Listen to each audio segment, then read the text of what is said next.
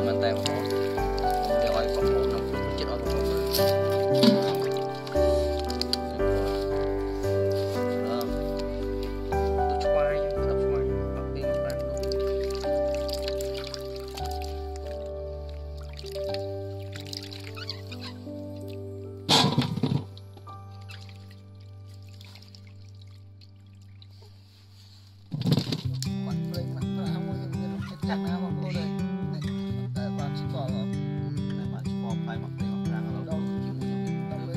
bán hôm một này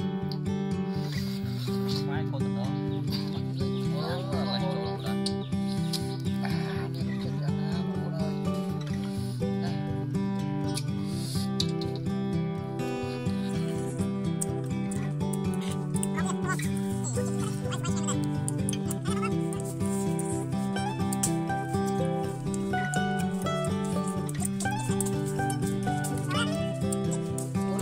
đây mặt vàng năng bên tây này cháu cho mua đông bao bông tây hương bên tây luôn con này tao về Allah đã bắt cho sao quả lư nha bọc vô đây này đã bán vào đâu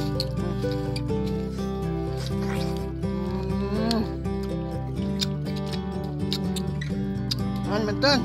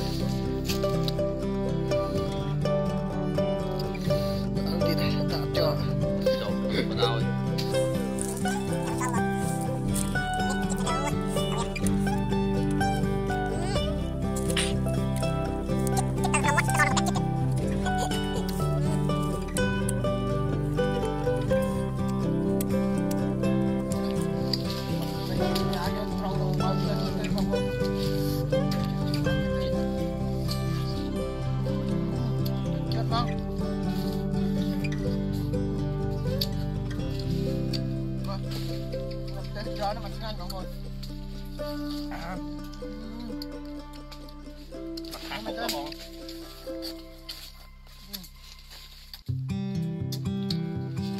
ngon không ngon